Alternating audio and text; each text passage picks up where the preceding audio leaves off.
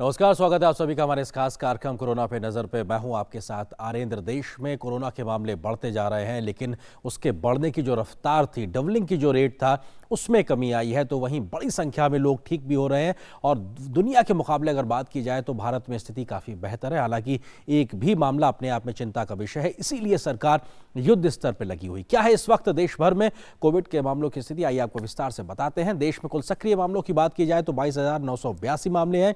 संक्रमण के बाद स्वस्थ हो चुके 7,796 लोग हैं, जबकि 1,008 लोगों की मौत भी हो चुकी है। और राहत देती खबर यही है कि अगर बात की जाए तो लगभग 7,796 लोग, लगभग 8,000 के आसपास लोग कोरोना की इस जंग को जीत भी चुके हैं, ठीक होकर घर जा चुके हैं। तो ये देश भर का आंकड़ा है किस प्रकार से इस वक्त स्थिति बनी हुई है। लेकिन अगर हम राज्यवार समझने की कोशिश करें कि आखिर राज्यों में किस प्रकार की स्थिति है, तो आपको हम इस कोविड के मैप के माध्यम से समझाने की कोशिश करते हैं कि किस तरीके से देश भर में स्थिति बनी हुई है। सबसे ज्यादा मामले महाराष्ट्र में आ रहे हैं, 9,318 मामले हैं, 7,530 लोग सक्रिय मामले हैं और यहां पर 1,388 लोग ठीक भी हो चुके हैं। महाराष्ट्र में सबसे ज्यादा नंबर्स हैं, लेकिन इसके अलावा कुछ राज्य और हैं जहां पे ज्यादा नंबर देखने को मिल रहे हैं। महाराष्ट्र के अलावा कौन से वो राज्य हैं, उसका हम सिलसिलेवार आपको जिक्र करते नजर आएंगे। महाराष्ट्र में जो मामले हैं कुल मिला के वो लगभग 10,000 की ओर बढ़ते नजर आ रहे हैं, 9,318 मामले हो चुके हैं। गुजरात की बात की जाए तो गुजरात में भी लगभग 3,774 मामले हो चुके हैं, जिनमें से 181 लोगों की मौत हो चुकी है, 434 लोग ठीक हो चुके हैं। ये इस वक्त की स्थिति है और 3,159 लोग वहां पर अभी भी सक्रिय केस के तरीके से बने हुए हैं। दिल्ली भी अपने आप में जो देश का दिल है, दिल्ली, वहां पर भी स्थिति अभी गंभीर बनी हुई है, क्योंकि वहां पर भी 3,314 मामले आ चुके हैं, जबकि 1,078 लोग ठीक हो चुके हैं। ये इस वक्त की स्थिति दिल्ली की है। ये उन प्रमुख राज्यों की बात है जहां पे ज्यादा कोरोना के मामले देखने को मिल रहे हैं। मध्य प्रदेश में भी, देश के दिल की अगर बात की जाए तो वहां पर भी 2,561 मामले आ चुके हैं, 377 लोग ठीक हो चुके हैं, 119 लोगों की मृत्यु भी हो चुकी है। ये अपने आप में दिक्कत पैदा करता है। राजस्थान की बात की जाए, जहां पे भीलवाड़ा मॉडल की बहुत चिंता की जिक्र भी किया जा रहा था, वहां पर लगभग 2,364 मामले आ चुके हैं, जिनमें से 768 लोग ठीक हो चुके हैं। सक्रिय मामले 1,545 हैं। ये राजस्थान का जो इस वक्त की स्थिति है उसके बारे में हम जिक्र कर रहे हैं। तो वहीं अगर उत्तर प्रदेश की बात की जाए तो ये संख्या अगर पुष्टि के आधार किया जाए 2,115 मामले पुष्ट हो चुके हैं, जबकि 36 लोगों की मौत हुई है और 477 लोग अभी तक यहां पे ठीक भी हो चुके हैं। ये उत्तर प्रदेश की स्थिति है। तो कुल मिला के हम उन राज्यों की बात कर रहे हैं जहां पे ज्यादा मामले नजर आ रहे हैं। तमिलनाडु, अगर हम दक्षिण के राज्यों की बात करें तो वहां पर भी आंकड़ा 2,000 के पार पहुंच गया है, जबकि 1,168 लोग ठीक हो चुके हैं, लेकिन 25 लोगों की मृत्यु यहां तमिलनाडु में भी हो चुकी है। ये कुछ बड़े राज्यों का हम जिक्र कर रहे हैं जहां पे ज्यादा मामले देखने को मिल रहे हैं। आंध्र प्रदेश में भी अगर बात की जाए तो 1,332 मामले आ चुके हैं, 1,014 सक्रिय मामले हैं, 287 लोग ठीक हो चुके हैं और 31 लोगों की मृत्यु अगर कहा जाए तो आंध्र प्रदेश में भी हो चुकी है। तो कुल मिलाकर अगर देश भर के आंकड़े की बात की जाए तो वहां पर यह मामला, जो पूरा आंकड़ा है, ये लगभग पहुंचता हुआ नजर आ रहा है। किस प्रकार से 31,787 तक ये मामला पहुंचता नजर आ रहा है। और अगर मृतकों की संख्या की बात की जाए तो 1,008 लोगों की मृत्यु हो चुकी है, लेकिन 7,796 लोग ठीक भी हो चुके हैं। तो कुल मिला के देश भर में कोरोना का किस प्रकार से स्थिति है, राज्यवार हमने आपको समझाने की कोशिश की है। नजर डालते हैं इस वक्त की क्या है बड़ी सुर्खियां। गृह मंत्रालय की बड़ी राहत, देश में कहीं भी फंसे हुए अप्रवासी मजदूर, तीर्थयात्री, छात्र और पर्यटकों को घर वापसी की मिली छूट। राज्यों को वापसी के लिए तय शर्तों पर करने होंगे इंतजामात। देश में कुल कोरोना के मामले पहुंचे 31,787, मरने वालों का आंकड़ा पहुंचा 1,008। देश में कोरोना से जंग जीतने वालों की संख्या हुई 7,796। देश में सबसे ज्यादा मामले महाराष्ट्र में 9,318 लोग हुए संक्रमित। महाराष्ट्र में ठीक हो चुके लोगों की संख्या भी 1,388 तक पहुंची।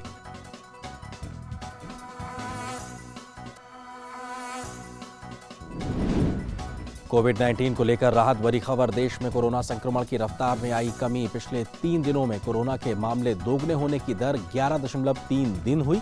विश्व में मृत्यु दर है 7%, जबकि भारत में है 3% के आसपास। गुजरात में 3,774 पहुंचा संक्रमितों की संख्या का आंकड़ा। दिल्ली में 3,314 लोग हुए कोरोना के पॉजिटिव।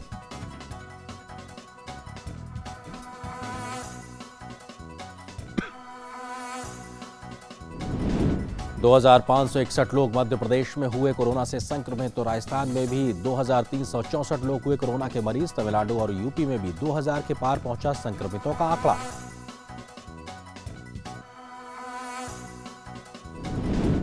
सरकार का दावा, लॉकडाउन का कृषि क्षेत्र पर नहीं होगा कोई खास असर। देश में ग्रीष्मकालीन बुआई में इस वर्ष 38% की वृद्धि। कृषि मंत्री ने कहा, जीडीपी में कृषि क्षेत्र के योगदान पर नहीं पड़ेगा कोई प्रभाव।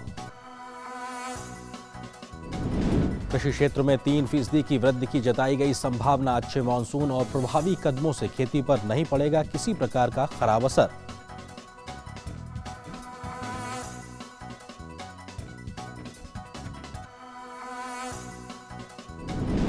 कोविड-19 की संक्रमण की श्रृंखला को तोड़ने के लिए केंद्र ने अपने सभी अधिकारियों, कर्मचारियों, सरकार के आउटसोर्स स्टाफ को मोबाइल फोन पर आरोग्य सेतु ऐप तुरंत डाउनलोड करने को कहा।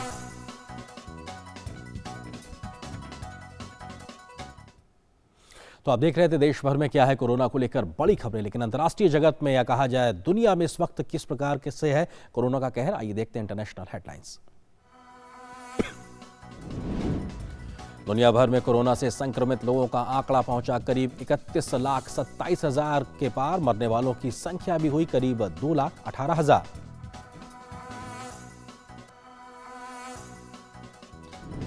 कोविड-19 का कोई स्थायी इलाज न होने के बाद भी दुनिया भर में 9,36,000 से ज्यादा लोग हुए ठीक। अस्पताल से छुट्टी लेकर पहुंचे घर।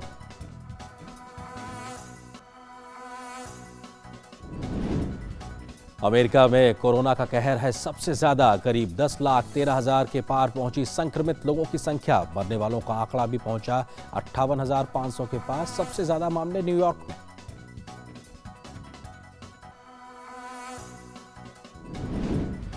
स्पेन में भी नहीं थम रहा कोरोना का संक्रमण। 2,32,000 के पार पहुंचा संक्रमितों की संख्या। 24,000 के करीब लोगों की हो चुकी है स्पेन में मौत।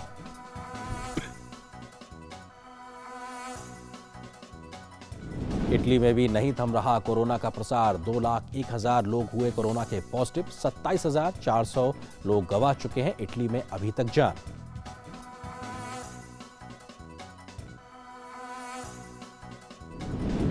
फ्रांस में कोरोना की चपेट में आए करीब 1,70,000 लोग। 23,700 लोग फ्रांस में गंवा चुके हैं कोरोना की वजह से अभी तक जान।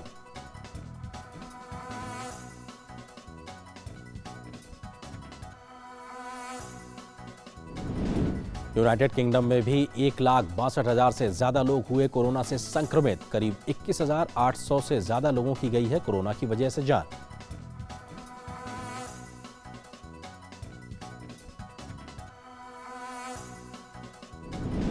उधर जर्मनी में 1,60,000 लोग हुए कोविड-19 से संक्रमित। 6,300 से ज्यादा पहुंचा जान गंवाने वालों का आंकड़ा।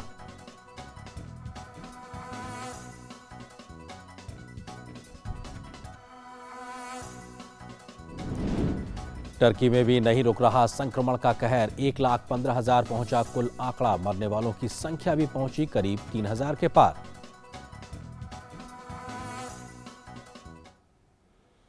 तो देश दुनिया में कोरोना के खिलाफ लड़ाई जारी है, लेकिन युद्ध स्तर पर किस प्रकार से जो कोशिशें की जा रही हैं उसका जमीन पे असर देखने को मिल रहा है, क्योंकि ये कोशिश कहीं ना कहीं सरकार और समाज के माध्यम से मिलकर की जा रही है। आपको कुछ ग्राउंड रिपोर्ट दिखाते हैं। आवश्यक सेवाओं से जुड़े औद्योगिक संस्थान लॉकडाउन के दौरान भी उत्पादन बढ़ाकर लोगों की जरूरतों को पूरा करने में लगे हुए हैं, जिससे लोगों की मूलभूत जरूरतों के साथ साथ जीवन रक्षक दवाएं भी उपलब्ध कराकर राष्ट्र सेवा में उनका सहयोग दिया जा सके।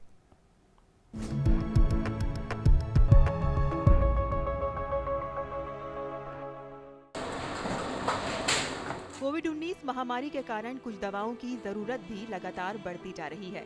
ऐसे में पंचकूला स्थित यूनिट द्वारा पैरासीटामोल व मेनिंटोल का उत्पादन लगातार जारी है। वहीं बद्दी के औद्योगिक इकाई में जरूरी दवाएं और सैनिटाइजर बनाए जा रहे हैं। जीवन रक्षक दवाओं का अधिक से अधिक उत्पादन क्षमता से बढ़कर करने की कोशिश की जा रही है, ताकि कोई दवाइयों से महरूम न रह जाए। इंजेक्टेबल प्लांट्स हैं हमारे पास, हम लोग इंजेक्शंस बनाते हैं। और बद्दी के अंदर जो हम इस समय दवाइयाँ बना रहे हैं, वो जो लाइफ सेविंग ड्रग्स के अलावा जो हम लोग डिसइंफेक्टेंट और हैंड सैनिटाइजर भी बना रहे हैं। जो हैंड सैनिटाइजर है हमारा स्वच्छ गार्ड के नाम से आ रहा है, और डिसइंफेक्टेंट जो है वो स्टॉलॉक के नाम से है। ये डिसइंफेक्टेंट जो है ये बेसिकली फ्यूमिगेशन पर्पसेस के लिए और क्लीनिंग पर्पसेस के लिए यूज होता है। उत्पादन करने के लिए 50% कर्मचारियों को ही बुलाया जा रहा है। माइक्रो फॉगिंग द्वारा प्रत्येक कर्मचारी को सैनिटाइज किया जाता है। उसके बाद हाथ सैनिटाइज करवाकर तापमान देखने के बाद ही कर्मचारी को अंदर आने की अनुमति होती है। उत्पादन स्थल पर जाने के लिए एप्रन, कैप व सैनिटाइज होना आवश्यक होता है। एम्प्लॉयज़ है 50% ही हम अलाउड कर रहे हैं आने के लिए, वर्किंग करने के लिए। और फर्स्ट ऑफ ऑल हम जो गेट से एंट्री करते हैं प्रॉपर हम सैनिटाइज करते हैं, माइक्रो फॉगिंग से फोगर से हम सैनिटाइज करते हैं।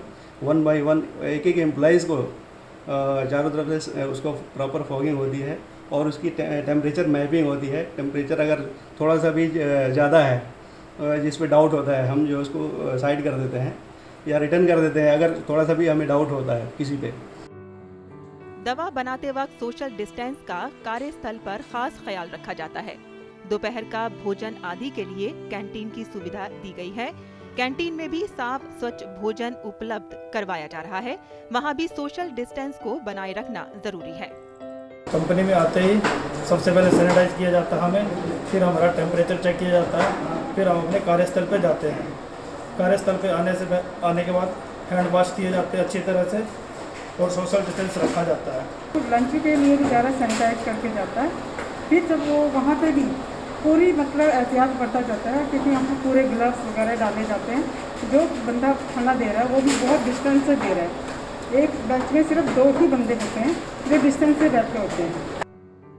कोविड-19 के फैलाव को देखते हुए इस तरह के औद्योगिक संस्थानों को कुछ शर्तों के साथ अनुमति दी जा रही है। आवेदनकर्ता को सोशल डिस्टेंस, मास्क लगाने व सैनिटाइजर करने के दिशा निर्देश दिए जाते हैं।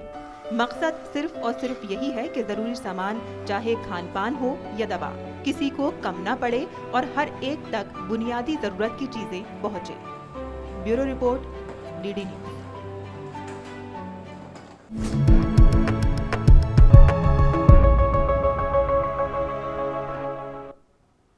मुश्किलें कितनी भी क्यों ना हो लेकिन ज़िंदगी थमती नहीं, इसकी बानगी आपको अगली रिपोर्ट में दिखाते हैं। लॉकडाउन के बीच भी देश में कुछ शादियां हो रही हैं। गाइडलाइन का पालन करते हुए बिना भीड़भाड़ के लोग पहले से तयशुदा तारीखों पर विवाह के बंधन में बंध रहे हैं। ऐसे ही कुछ नवविवाहित जोड़ों से आपको मिलवाते हैं। देश में इन दिनों लॉकडाउन चल रहा है और लोगों की जिंदगी मानो ठहर सी गई है। सोशल डिस्टेंसिंग का पालन करना और सोशल गैदरिंग को पूरी तरीके से अवॉइड करना इस समय सबसे जरूरी है। ऐसे माहौल में बहुत से तयशुदा कार्यक्रमों को रद्द किया गया है, लेकिन समाज में कुछ लोग हैं जो ये नजीर पेश कर रहे हैं कि जिंदगी कभी ठहरती नहीं। लॉकडाउन के बीच हजारों शादियां टाली गई हैं, तो वहीं कुछ लोग हैं जिन्होंने गाइडलाइन का पालन करते हुए तयशुदा तारीख पर अपनी शादी को अंजाम दिया है।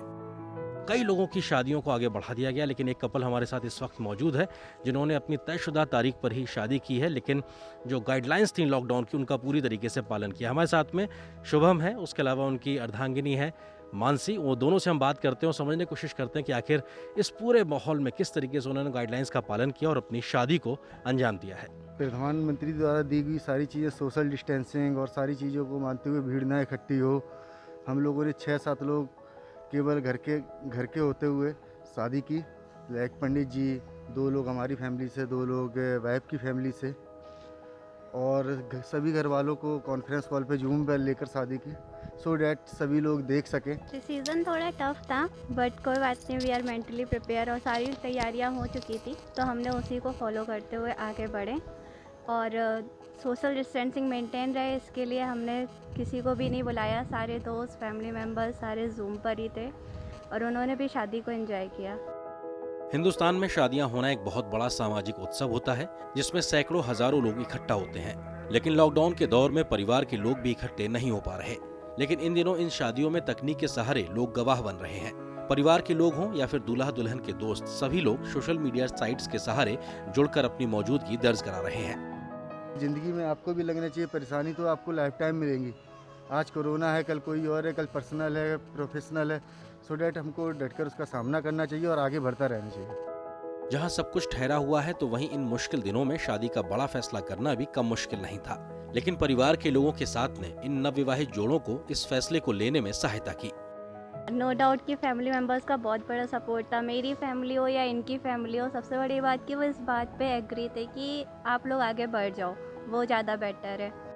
भारत समेत दुनिया कोरोना के खिलाफ युद्ध लड़ रही है, तो ऐसे में जिंदगी को आगे बढ़कर गले लगाने और ऐसे बड़े फैसले लेने की नजीर समाज को आगे बढ़ने के लिए प्रेरित करती है। आरेंद्र प्रताप सिंह, गौतम बुद्ध नगर, डीडी न्यूज।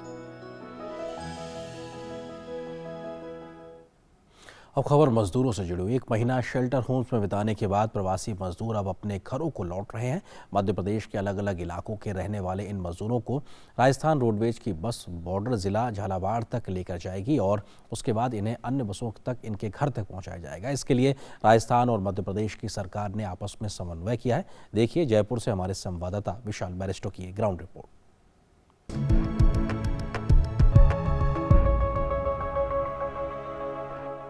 काफ़ी दिनों शेल्टर होम में रहने के बाद अब इन लोगों के लिए खुशी का मौका है और ये अपने घर जा रहे हैं मध्य प्रदेश में। आइए हम कुछ लोगों से बात करते हैं। अब आप घर जा रहे हो, कैसा लग रहा है आपको? है अच्छा लग रहा है? तो कब तक पहुंच जाओगे आप घर? कुछ बताया गया? कुछ बताया गया आपको कब तक जा रहे हो? लेकिन आप जा रहे हो यहाँ से। आप देख सकते हैं बस के अंदर और लोग भी हैं और ये सब अपने घर जा रहे हैं और ये सब बहुत खुश है। आप लोग खुश हो? हाथ हिला के बताओ। फाइनली इनको टाटा कहने का मौका आ गया है। ये बस इनको मध्य प्रदेश बॉर्डर तक लेके जाएगी और वहाँ से फिर मध्य प्रदेश की बस इनको अपने अपने घरों तक लेके जाएगी।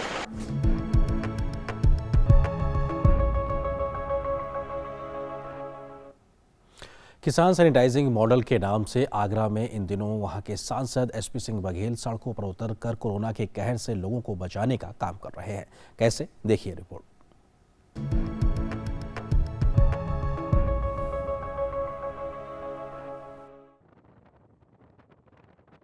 एक तरफ जहां कोरोना का नाम सुनते ही लोगों के होश उड़ जा रहे हैं और लोग बाग घरों में रहने पर मजबूर हैं, वहीं मोहब्बत की नगरी आगरा के सांसद एसपी सिंह बघेल सड़कों पर उतरकर लोगों को कोरोना के कहर से बचाने के लिए अपने निजी खर्च पर समय सफाई अभियान की कमान संभाल रहे हैं, जिसमें उन्हें आगरा के किसानों का साथ भी मिल रहा है। बघेल ट्रैक्टर पर सवार होकर खुद इस अभियान में कूद पड़े हैं। सभी जनप्रतिनिधियों के लिए ये बेहद प्रेरणादायी है। मैं आगरा शहर को ये किसानों के ट्रैक्टर और उसकी टंकी और ये 200 लीटर पाइप में सोडियम हाइपोक्लोराइड डाल करके सैनिटाइजेशन करने का काम कर रहे हैं। 25 ट्रैक्टर प्रतिदिन चल रहे हैं, 5 बार भराते हैं। इस मॉडल को देश के बाकी लोग भी अपना लें। आलू किसान, गन्ना किसान, गेहूं किसान, रबर किसान और धान के किसान, तो पूरा देश 2-3 दिन में सैनिटाइज हो जाता है। उसमें कीटनाशक का प्रयोग होता है, इसमें सोडियम हाइपोक्लोराइड का प्रयोग करना है। 50 से अधिक ट्रैक्टर आगरा महानगर को सैनिटाइज करने के काम में जुटे हैं। साथ ही सैनिटाइजिंग स्प्रे मशीन में सोडियम हाइपोक्लोराइड दवा भरकर सांसद खुद भी छिड़काव करने में लगे हैं। ये स्प्रे मशीन करीब 150 मीटर तक छिड़काव कर सकती है। सांसद की इस पहल पर जहां पूरा आगरा सैनिटाइज हो रहा है, वहीं शहर से गांव की ओर बढ़ रहे इस संक्रमण पर प्रभावी रोक लग सकेगी। इसे आगरा के किसान सैनिटाइजिंग मॉडल नाम दिया गया है, जिसकी गूंज देश के अन्य हिस्सों तक भी पहुंचना शुरू हो गई है। उम्मीद है कि इस मॉडल से देश के अन्य शहर भी सबक लेंगे। अक्सर जनप्रतिनिधियों पर क्षेत्र से गायब रहने के आरोप लगते रहे हैं, लेकिन प्रोफेसर एसपी सिंह बघेल एक ऐसे जनप्रतिनिधि हैं जो जनता के बीच हैं, जनता के लिए सेवा करने में जुटे हैं और नज़ीर पेश कर रहे हैं कि सत्ता सिर्फ सुख के लिए नहीं बल्कि समर्पण और सेवा भाव के लिए ही है। डीडी न्यूज़ के लिए मैं राजेश राज।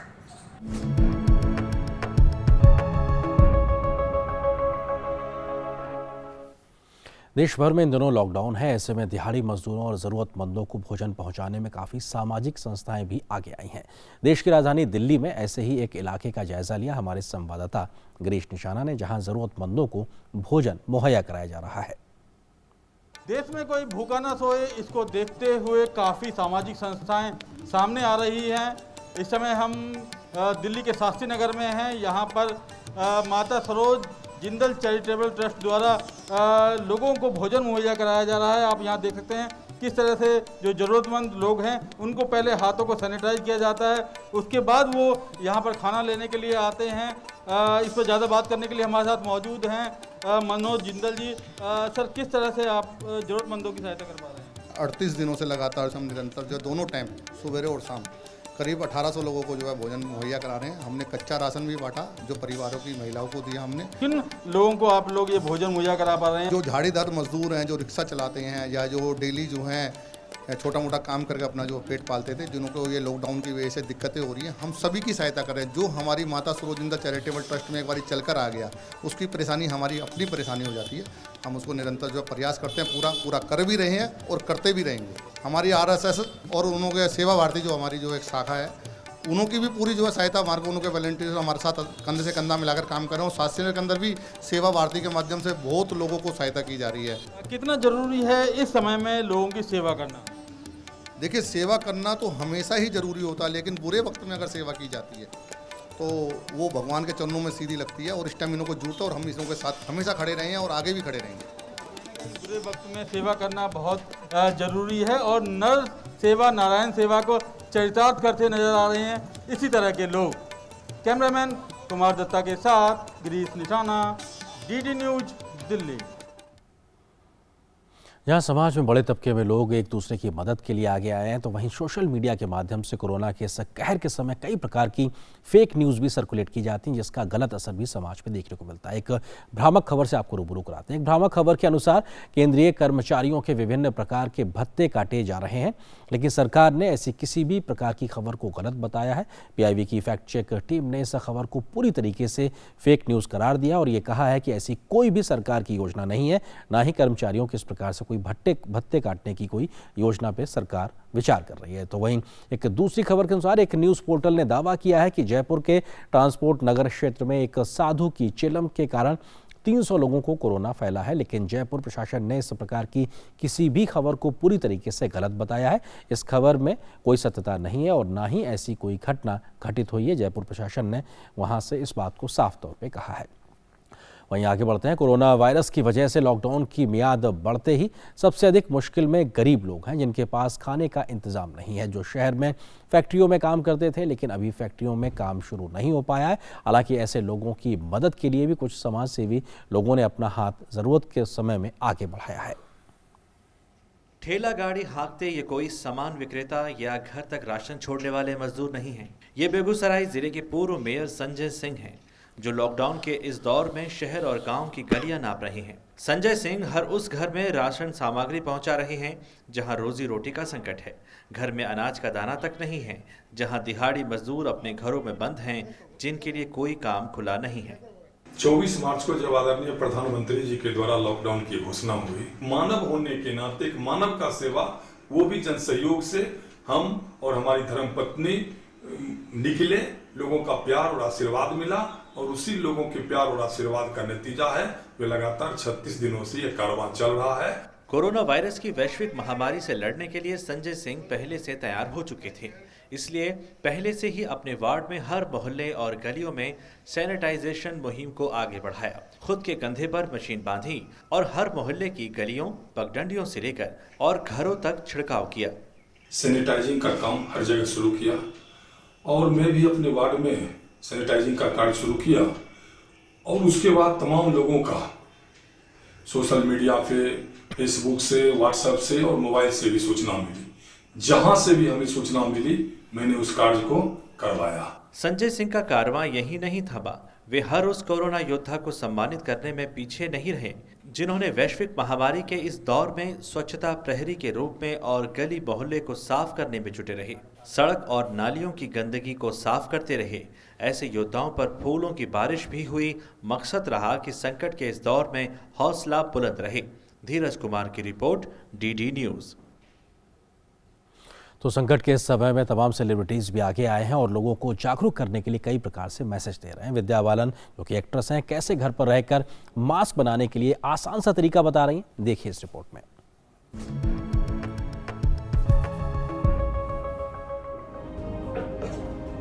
इस तरह फोल्ड कर लीजिएगा।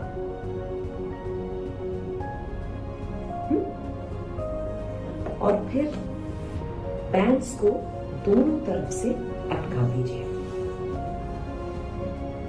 ये चॉकलेट की तरह दिख रहा है। और फिर इसको अंदर की तरफ फोल्ड कर लीजिए। अब दूसरे एंड को इसके अंदर अटका दीजिए ताकि ये हिले ना। बन गया आपका मास्क है?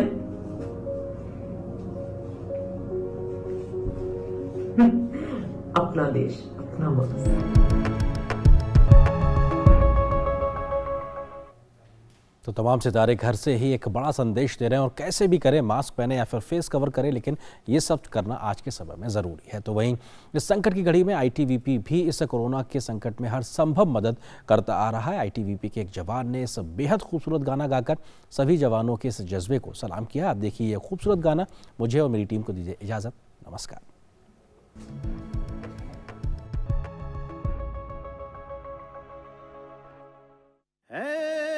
देश मेरे तू जीता रहे, तूने शेर के बच्चे पाले हैं, एक लाल हुआ कुर्बान तो क्या 100 लाल तेरे रखवाले हैं।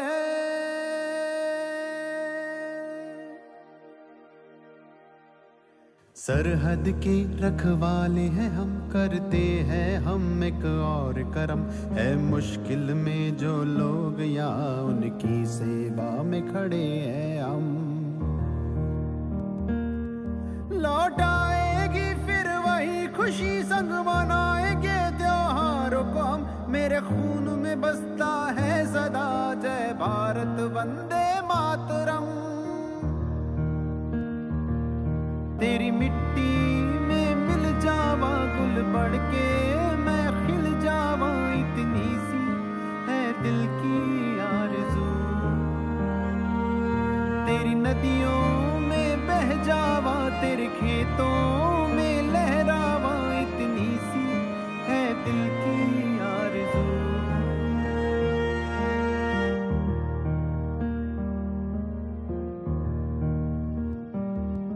मजबूर हुई जब दिल की दुआ तो हमने दवा से काम लिया, वो नब्ज नहीं फिर थमने दी जिस नब्ज को हमने थाम लिया। बीमार है जो किस